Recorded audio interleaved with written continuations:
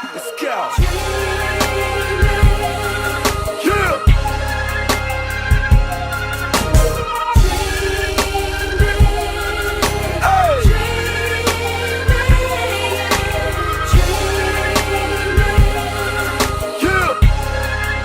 Hello, welcome everyone to the second episode of the Mindful Minute Dream Series.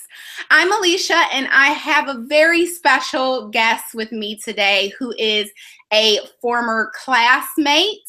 He is currently a mobile engineer, a lyricist, and a revolutionary, very multi-talented. His name is Damon Childers. Thank you so much, Damon, for being with me today.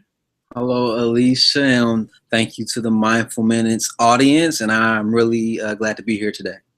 And we are so glad to have you and very excited for the wisdom that you will share and bring to the series.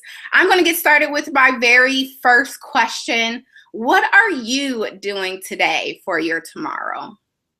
Well, one thing I'm doing today is first and foremost, I stay in prayer and some sort of meditation. I'm always reflecting, and I'm always goal setting.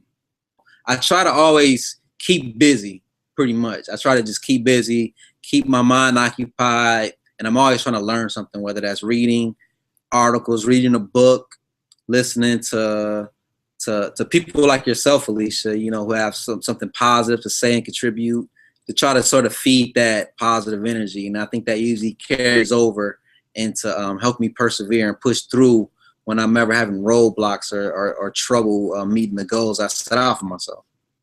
Have you always thought of yourself as a mobile engineer? Well, I'm 33 now. And then when I was first going to college, I considered briefly becoming an engineer, a computer engineer.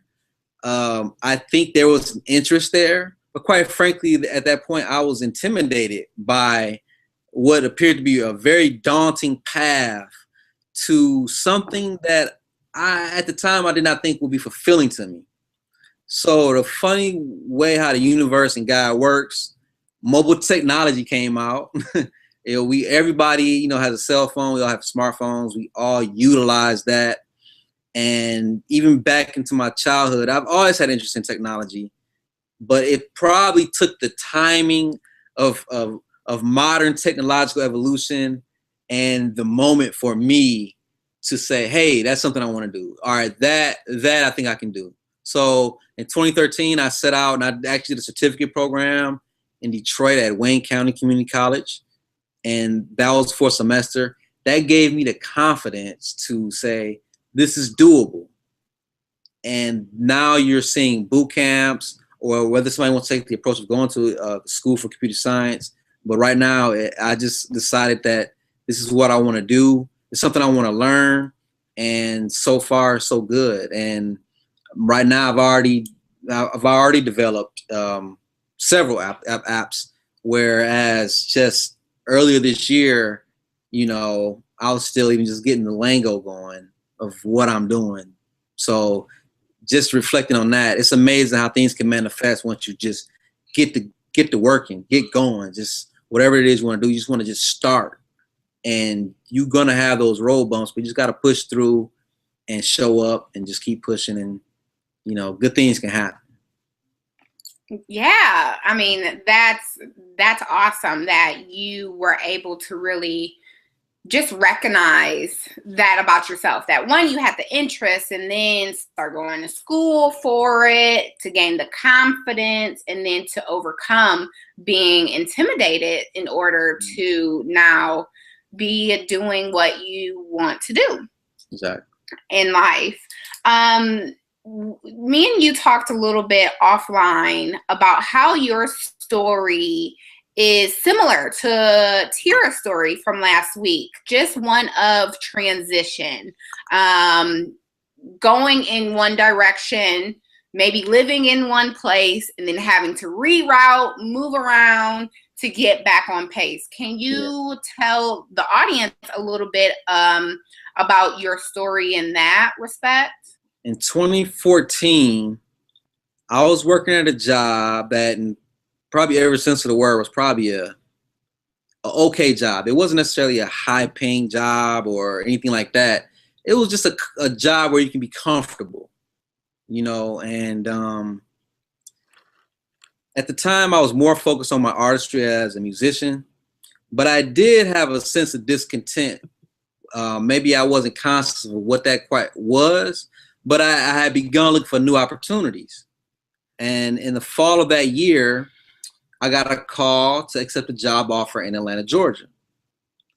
And within a couple of weeks, I flew down, I interviewed, it went well. Within 3 weeks after that, I was living in Atlanta, Georgia. And the thing is, as much excitement I was around, moving to a different city, taking on a new opportunity, advancing my career, quite frankly, 3 months into that job, it didn't work out for me. I went through a bout of unemployment, and I eventually ended up getting another job. Now, where this ties into is that job was at a technological firm. I had never worked for a technological firm, but as I stated before, there has always been this interest in technology with me. There was probably some conscious effort to work for a tech company, but quite frankly, my attempts have always been sort of knocked down, or I wasn't getting through the usual. Oh, you want to work for a tech company, but you don't have experience in a tech company. But you got to get the experience in a tech company to work for a tech company. That chicken before the egg sort of thing. And now, if you could just sort of look at all this as me walking through faith, I came down there for opportunity. It didn't work out. I couldn't get hired for a tech company like I wanted, but I ended up getting into a tech company, which was not in my plan, even when I came down there. And then I ended up getting into a mobile engineering boot camp, which once again, I did not go to Atlanta for any of this.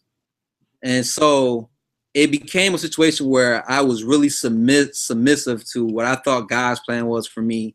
And I sort of felt, and I still am in kind of that position of just sort of walking in faith and just answering to what I am inspired by. It sounds like literally your dreams were chasing you. Like, even though you weren't going to Atlanta for your dream ended up finding you. Exactly.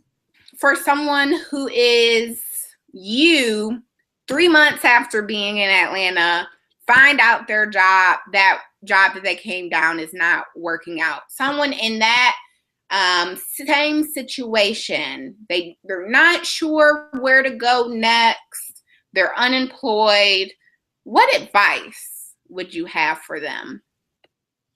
That's a really good question. And I just want to make one note. I don't want to make it sound like it was just an easy, even when we have faith, I don't want to make it sound like it was just an easy, breezy thing. Like, oh, I lost my job, I'm unemployed. Like everything will be cool. Even though you have that mentality, day after day after day, it can wear on you. Especially when you get turned down by a few offers, when you're trying, you're giving it your all, and money is running out.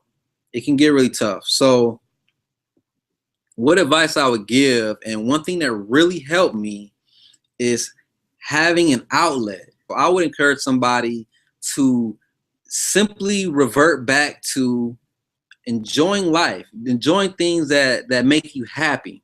And what that does is it takes you sort of out of a potentially depressing state, and it keeps you at a higher frequency of just positivity. You want to just elevate yourself like that. The second thing I would say is try to surround yourself with friends or family. It's easy to become isolated and sort of in a miserable state, if you don't have money, or if you're living on your own and you're just applying for jobs. It's easy to sort of get isolated. So I would also encourage people to try to surround themselves with love and companionship or people, and just sort of have fun. Just because you're in that predicament, you can't assume that that's permanent. You have to understand that it will change, and this is only a moment.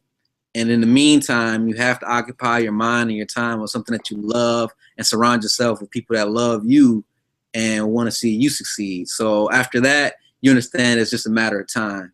And I think that would help you get through until that breakthrough comes, because it will come. You have to understand it will come. And don't give up on your dreams, because even when you do, life has a funny way of, like you said, like how you put it, your dreams will chase you. And eventually when they come trying to knock you over, sometimes you just got to square them straight in the face and just embrace it, and good things will happen. Thank you again so much, Damon, for your time with us today. No doubt. I appreciate it. Well, thank you all for watching Mindful Minutes this week. Next week, we'll be joined by yet another very knowledgeable, exciting guest. Stay tuned.